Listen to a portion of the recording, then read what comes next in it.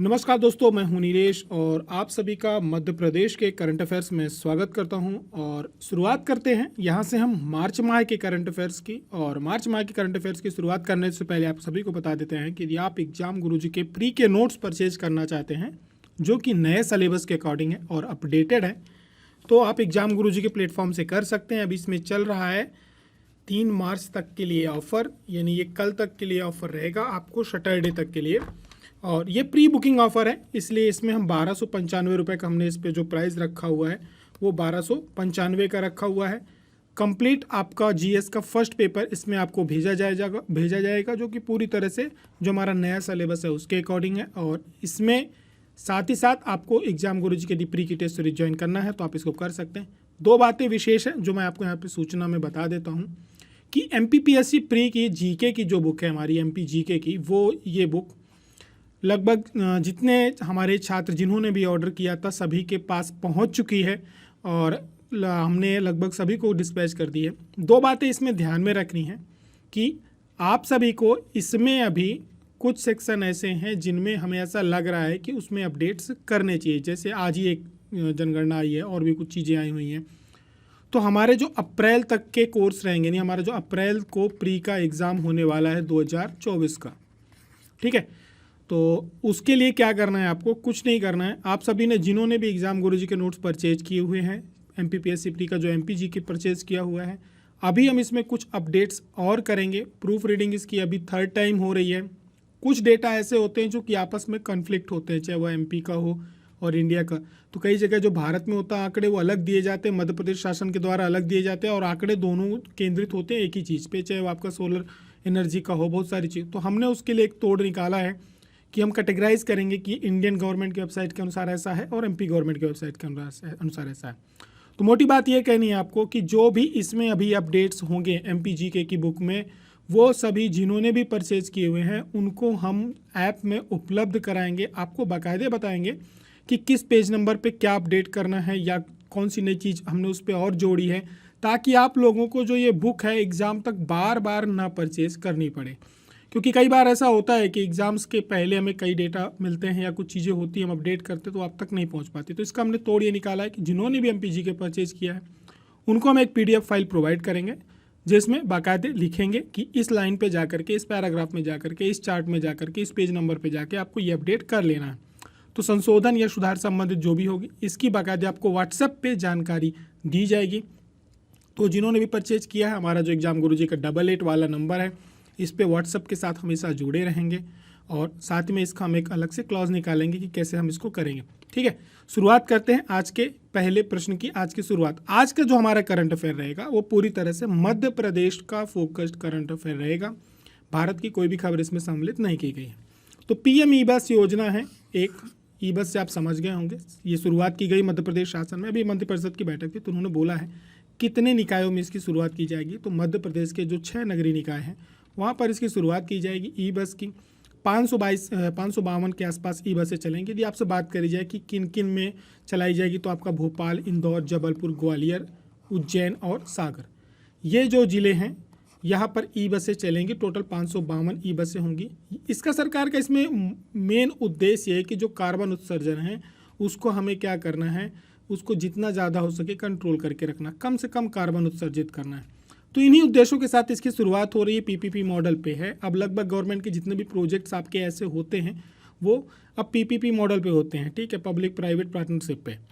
आगे की तरफ बढ़ेंगे और बात करेंगे आज के सबसे महत्वपूर्ण प्रश्न की। और आप सभी को मैं एक जानकारी दे दूं कि आज का जो करंट अफेयर है, हमारा ऐसा अनुमान है, क्योंकि हम आपस में साथ में कनेक्ट रहते हैं, मेहनत करते हैं, तो आज के करंट अफेयर में आप एक विशेष बात ध्यान में रखना, पीडीएफ डाउनलोड करना टेलीग्राम से नहीं भूलना। आज के जो करंट अफेयर है इनमें से एक प्रश्न मुझे ऐसा लग रहा है कि इस बार का जो हमारा अप्रैल में एग्जाम होने वाला है, यहाँ से एक प्रश्न जरूर आना चाहिए। क्या क्या संभावना हो सकती है उसकी हम उस पर बात करेंगे।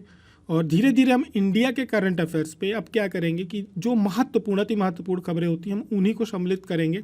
बाकी का हमारा जो फोकस ज़्यादा रहेगा वो एमपी के करंट अफेयर्स पे रहेगा कि हम उसको कितना ज़्यादा एलोबरेट कर सकते हैं। आज का जो प्रश्न है वो ये है, पहला प्रश्न, जिसमें से प्रश्न बनने की संभावना है कि उज्जैन में कितने दिवसीय रीजनल इंडस्ट्री कॉन्क्लेव 2024 का आयोजन किया जा रहा है। तो यहाँ पे ध्यान रखना, ये जो कॉन्क्लेव है ये 2 दिनों का आयोजन किया जा रहा है। 2 चीज़ों को लेके कन्फ्यूज़न बिल्कुल नहीं रखना है। जो हमारा बिजनेस एक तरह से समिट कह सकते हो, उसको जो नाम दिया गया है उज्जैन रीजनल इंडस्ट्री कॉन्क्लेव, ठीक है। जैसे इंदौर में एक बिजनेस समिट हुआ था, वो पूरे ऑल ओवर इंडिया लेवल पे उसको किया गया था, फोकस सरकार का उसमें बहुत बड़ा था, पूरा स्टेट था, लेकिन यहाँ पर विशेषकर उज्जैन फोकस है। तो ऐसे आगे आने वाले समय में आपको जो कॉन्क्लेव है, इंडस्ट्री कॉन्क्लेव, जो रीजनल कॉन्क्लेव होंगे, ये आपको बहुत जल्दी और भी अलग अलग जो हमारे डिस्ट्रिक्ट्स हैं वहाँ पे भी देखने को मिल सकते हैं, मेन जो डिस्ट्रिक्ट्स हैं। तो लेकिन जो इंडस्ट्री कॉन्क्लेव था ये आपका 2 दिनों का था, 1 मार्च और 2 मार्च का, ठीक है। आज लास्ट होगा उसका। बात करी जाए व्यापार मेला, क्योंकि साथ साथ इसके क्या चालू हुआ है, उज्जैनी विक्रम व्यापार मेला, विक्रमोत्सव आयोजित किया जा रहा है। ये जो कार्यक्रम है आपका, ये कुल 40 दिन का है, यानी 40 डेज का है, ठीक है। ये चलेगा आपका 1 मार्च से लेकर के 9 अप्रैल 2024 तक। तो इन 2 बातों में आपको बिल्कुल भी कंफ्यूजन नहीं रखना है। इंडस्ट्री कॉन्क्लेव 2 दिन का था, उज्जैन में ही था। व्यापार मेला जो है, विक्रम व्यापार मेला, विक्रमोत्सव, ये आपका 40 दिनों का था। बात करी जाए इसकी, इसमें और इसमें अंतर क्या है, देखिए आपका अभी तक जो हमारे स्टेट में एक सबसे बड़ा व्यापार मेला लगता था वो ग्वालियर में लगता था। वो भी लगभग 1 से 1.5 महीने के आसपास चलता है, पूरा दिसंबर के आसपास लगता है। दिसंबर और जनवरी पूरा कवर करता है, कभी कभी लंबा भी खिंच जाता है। तो वहाँ पर एक तरह से आप ये कह सकते हो जैसे अमेज़न वगैरह की महा सेल लगती है ना, आपने ऑनलाइन देखा होगा, फ्लिपकार्ट की लगती है दिवाली दशहरे पे। तो उसमें जो व्यापारी होते हैं उनका फोकस ज़्यादा से ज़्यादा क्या होता है कि व्यापार करना होता है, कि हम मैक्सिमम क्या कर सकें, हम एक तरह से फोकस्ड हो सकें, हमारा टारगेट हो। उसमें कुछ छूट वगैरह भी मिलती है, कुछ ऑफर्स बहुत अच्छे अच्छे आते हैं। तो इसमें भी 50% का आपका जो ऑटोमोबाइल सेक्टर है उसमें RTO पे छूट दी जाती है। तो यहाँ पे बात कर रहे हैं हम, तो जो हमारा व्यापार मेला रहेगा ये 40 डेज़ का रहेगा। आपसे पूछा जा सकता है कितने दिन का था विक्रम व्यापार मेला, तो कोई कन्फ्यूज़न नहीं रखना, या तो 40 डेज़ रखना या तो 1 मार्च से 9 अप्रैल रहेगा। लेकिन इंडस्ट्री कॉन्क्लेव पूछता है कितने दिन का, तो कोई कन्फ्यूजन नहीं रखना, 2 दिन का था। अब इसमें बहुत सारे ऐसे बातें हैं जो राज्य को लेकर के निकल के आती हैं, जिनको हम यहाँ पे देख लेते हैं। देखिए उज्जैन जो है पुरातन जो हमारी इतिहास रहा, उस पर आप बात करेंगे तो व्यापार का पहले से भी बहुत बड़ा केंद्र रहा है। तो यहाँ पर 40 दिन का ये उसी को वापस से जीवित करने के उद्देश्य वहाँ का जो दशहरा मैदान है, यानी PGBT मैदान है उज्जैन में, वहाँ पर ये आयोजित किया जा रहा है। इसमें ऑटोमोबाइल सेक्टर, इलेक्ट्रॉनिक्स, आपका हस्तशिल्प हो गया, झूले, खान पान, सारी चीज़ें होंगी। 1 महीने पूरा एंटरटेनमेंट होगा। और मुख्यमंत्री यहाँ पर लगभग 56 के आसपास प्रोजेक्ट्स का भूमि पूजन करेंगे। और सरकार का उद्देश्य है कि जो उज्जैन है एक तरह का ये सेंट्रल पॉइंट है, तो भोपाल, उज्जैन, इंदौर सहित जो इसके आसपास से कनेक्टेड 20 जिले हैं, क्योंकि आप इसको ये कह सकते हैं कि भोपाल और इंदौर के बीच का ये सेतु का कार्य करता है। तो यहाँ पर जो इससे लगे हुए 20 जिले हैं, यहाँ पर हम एक इंडस्ट्रियल को एक तो पूरा एरिया डेवलप करें। इन्हीं उद्देश्यों को लेकर के सरकार आगे बढ़ रही है। लेकिन उज्जैन का अपना एक धार्मिक महत्व भी है, वैज्ञानिक महत्व भी है, और अपना एक ऐतिहासिक महत्व तो है ही। तो इंडस्ट्री के जो अनुकूल यहाँ पर जो जो चीज़ें चाहिए होती हैं, कोई पर्यटन भी चाहिए होता है, जो इंडस्ट्रियलिस्ट आते हैं उनको पर्यटन भी, एक अच्छा माहौल चाहिए होता है। तो ये सारी सुविधाएं सरकार का मानना यहाँ पर उपलब्ध है। ऐतिहासिक बात करी जाए तो यहाँ कालिदास, वराहमिहिर, बाणभट्ट, राजशेखर, पुष्पदंत, शंकराचार्य, वल्लभाचार्य, भर्तृहरि की गुफा भी है। दिवाकर, कात्यायन, बाण जैसे विविध क्षेत्रों के जो विद्वान रहे हैं वो उज्जैन से जुड़े हुए रहे हैं। और इन सब का पूरी टोटल किया जाए तो राजा विक्रमादित्य स्वयं में अपने आप में एक बहुत बड़े विद्वान थे, ये इनकी राजधानी रही है। कालिदास संस्कृत के बहुत बड़े विद्वान थे, वो उनके दरबार में थे। उज्जैन का वर्णन जो मिलता है स्कंद पुराण में मिलता है।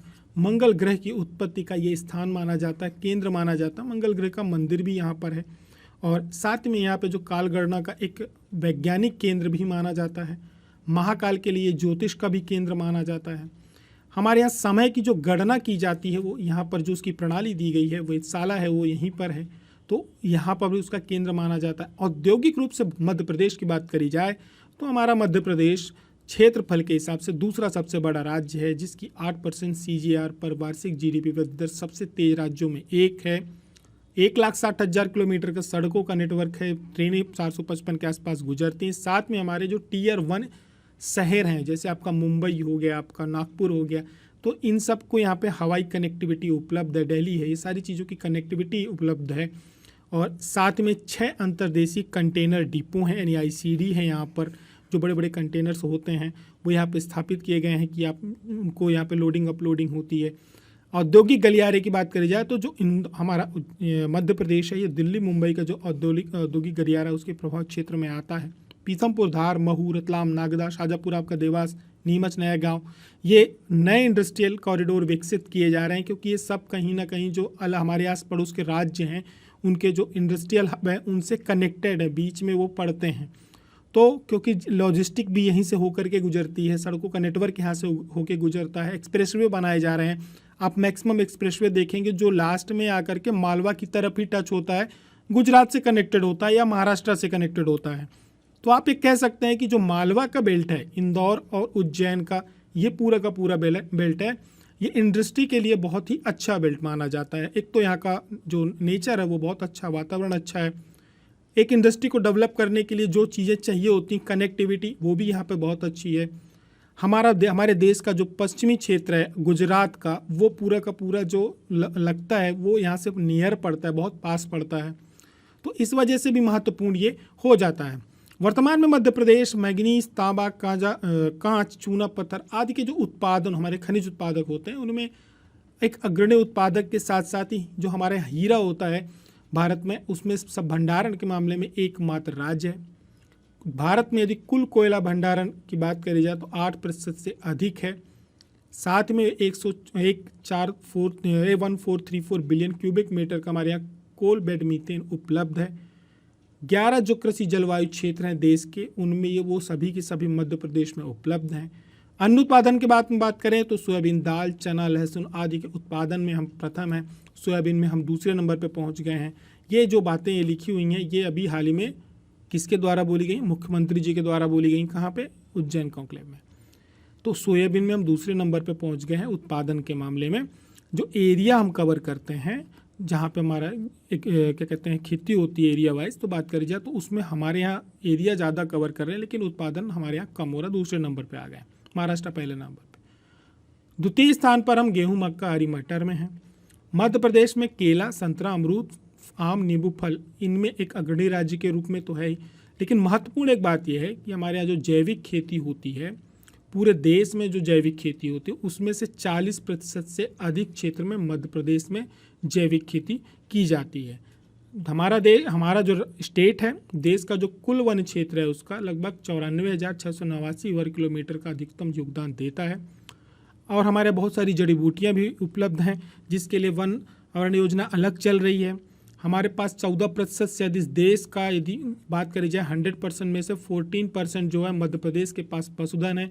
देश में जो कुल दुग्ध उत्पादन होता है उसमें से 10% का योगदान मध्य प्रदेश देता है। हालांकि कई जगह ये आपको 8.6% लिखा हुआ मिलेगा। इस पर मैं एक सेपरेट वीडियो लेकर के आने वाला हूँ। मध्य प्रदेश का भारतीय अर्थव्यवस्था में क्या योगदान है, पूरा फैक्ट वाइज वीडियो रहेगा, कोई MCQ नहीं रहेंगे उसमें।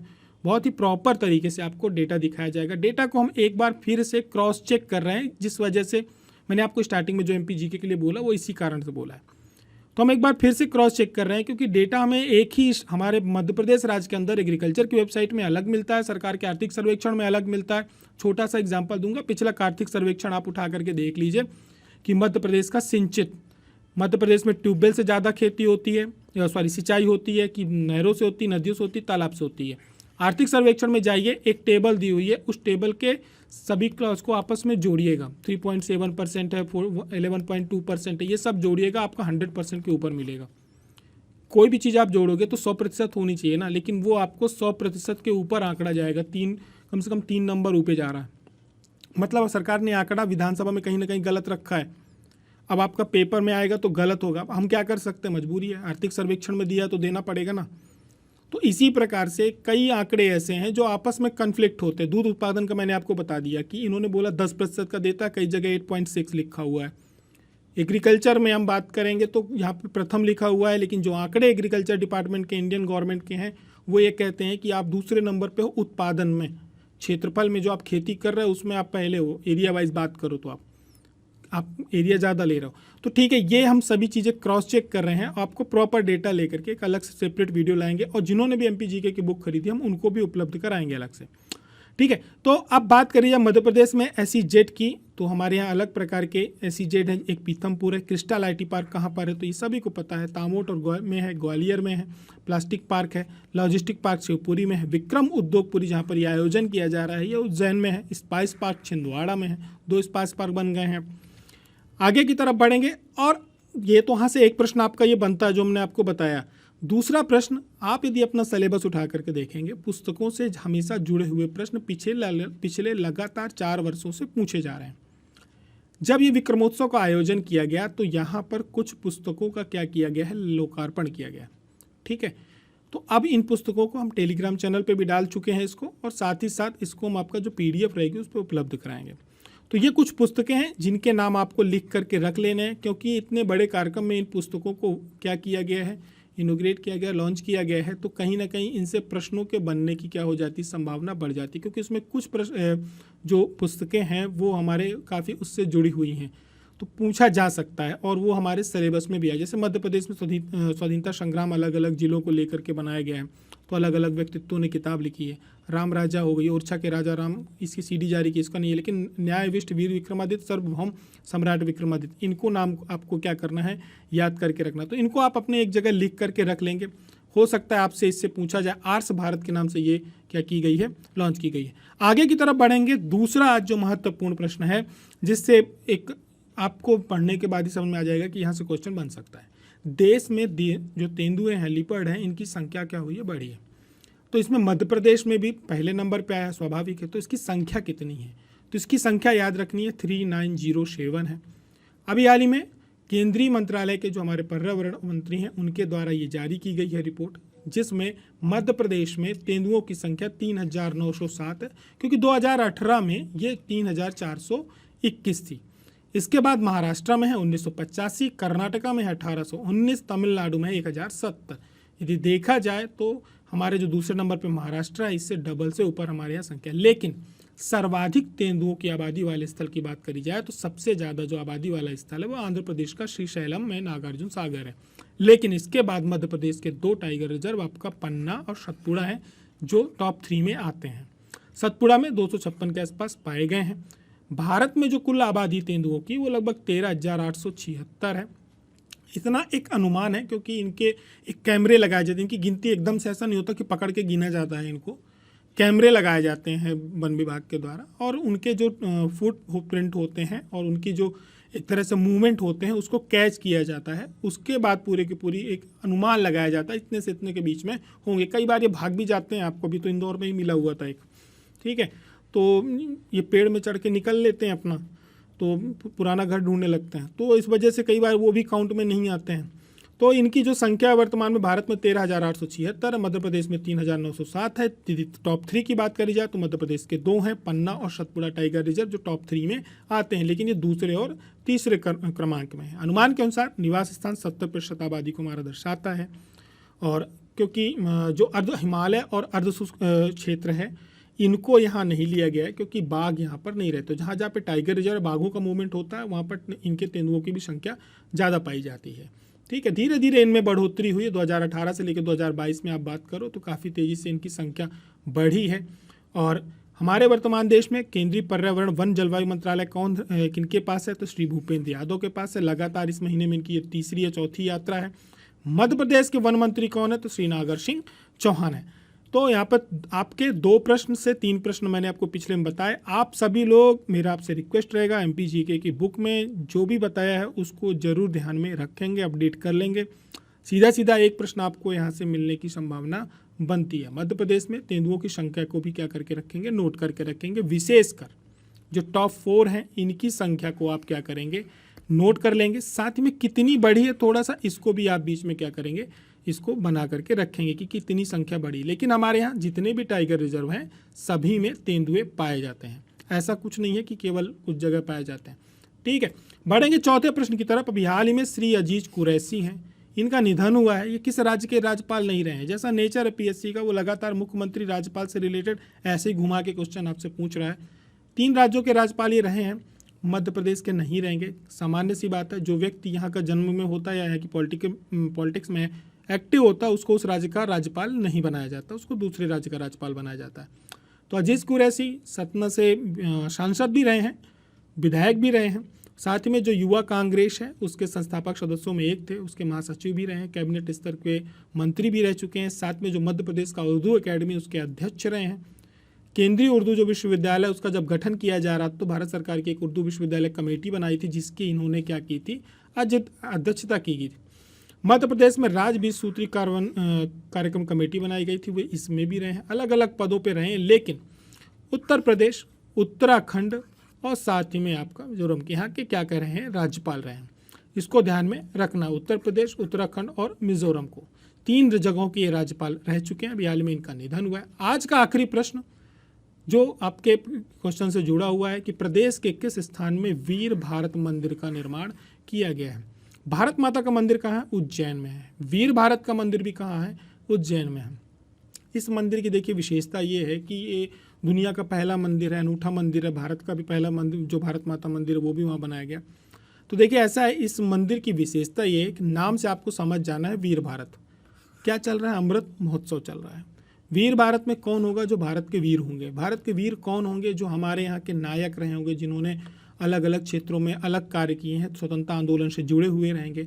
तो उन सभी को इस मंदिर के अंदर क्या है कि उनको यहाँ पे जगह दी गई है, उनके बारे में जानकारी दी गई है, उनकी तस्वीरें बनाई गई हैं, अलग अलग प्रकार से पेंटिंग से पत्थरों में उकेरा गया है। तो ये मंदिर कहाँ पर है, उज्जैन में है। इसको भी आप अपने पर्यटन में या जो हमारे कला संस्कृति है वहाँ पे इसको लिख करके रख लेंगे। तो आज की जो हमारे 5 करंट अफेयर्स थे वो हमारी कोशिश थी कि किस प्रकार से प्रश्नों के यहाँ के बनने की संभावना है। हमने अपनी तरफ से कोशिश की, क्योंकि ऐसा लग रहा है कि यहाँ से 1 से 2 प्रश्न आपके बन सकते हैं आज के करंट अफेयर से। तो आप सभी लोग इसकी PDF डाउनलोड करेंगे टेलीग्राम चैनल से। मेरा आप सभी से रिक्वेस्ट रहेगा, बीच में एक आध गैप हो जाते हैं तो आप बुरा मत माना करिए। करंट अफेयर नहीं रहते हैं, बहुत मुश्किल से निकलते हैं, एक करंट अफेयर आता है, कभी कभी ये भी होती है। अनावश्यक चीज़ें लेकर के नहीं आना चाहते हम। करंट अफेयर पसंद आता है तो शेयर जरूर करा करें, थोड़ा सा कॉपरेट किया करें। आप लोग बीच में बंद कर देते हैं शेयर करना। हमारा आपसे एक ही रिक्वेस्ट रहता है कि एक व्यक्ति को, अपने किसी एक फ्रेंड को जरूर शेयर किया करें। धीरे धीरे चीज़ें हमारी और ठीक होती जाएंगी, हम कोशिश कर रहे हैं। क्लासेस चालू हो गई लाइव, 2 क्लासेस आपकी अगले सप्ताह से और प्रारंभ होने वाली है, एक पॉलिटी की, एक क्लास आपकी और होगी। बाकी का जिस दिन MPPSC का मेंस खत्म हो जाएगा 16 तारीख को, अभी 11 से 16 मेंस है, आप सभी को जानकारी है। तो लगभग जो आपके टीचर्स हैं सभी के मेंस हैं, सब उसमें लगे हुए हैं। 16 तारीख को ये सब खाली हो जाएंगे। 17 के बाद से हमारी क्लासेस एकदम से 2 से 3 क्लासेस का आपको मूवमेंट ज़्यादा मिलेगा। 5 से 6 क्लासेस एग्जाम गुरुजी आपको देगा। अब बहुत ही नंबर एक ही क्लास आपके लिए लेके आने वाले हैं, अलग अलग टीचर्स आपकी क्लास लेंगे। लेकिन चलते चलते आज का प्रश्न, महान सम्राट विक्रमादित्य ने कितने ईसा पूर्व विक्रम संवत की क्या की थी, शुरुआत की थी। इसका डिटेल बहुत अच्छा लेके आऊँगा, लेकिन मैं आपसे आशा करता हूँ कि आप सभी इसके बारे में बेहतरीन कंटेंट उपलब्ध कराएंगे। विक्रमादित्य उन पे अभी वैदिक घड़ी लॉन्च की गई है उज्जैन में ही, जिसके बाद ये प्रश्न बनाया है। बहुत अच्छे फैक्ट्स उसमें मिले हैं हमें, जो कि मैं आपको शेयर करूंगा करंट अफेयर के साथ। लेकिन आपकी रिस्पॉन्सिबिलिटी है कि आप सभी लोग इसके बारे में जो जो आपको लगता है कि ये हमारे एग्जाम से रिलेटेड कंटेंट है, विक्रम संवत से जुड़ा हुआ है, विक्रमादित्य से जुड़ा हुआ है, आपको विक्रम संवत विक्रमादित्य पे ही फोकस करना है, उज्जैन के बारे में नहीं लिखना है। राजा विक्रमादित्य से जुड़े हुए कौन कौन सी आप 10 प्रमुख बातें अधिकतम बता सकते हैं, मिनिमम 5 तो बतानी ही बतानी है। सबको कमेंट करके ज़रूर बताना है। हमारी और आपकी जो मुलाकात होगी वो अब सोमवार को होगी। तब तक आप सभी के पास 2 दिन का समय रहेगा, संडे हमारा ऑफ रहता ही है। करंट अफेयर सोमवार को उपलब्ध रहेगा इसके विधिवत और डिटेल्स आंसर के साथ। तब तक के लिए आप सभी अपना ध्यान रखें, पढ़ाई अब तेज करके रखें। तब फिर मुलाकात होती है। जय हिंद, जय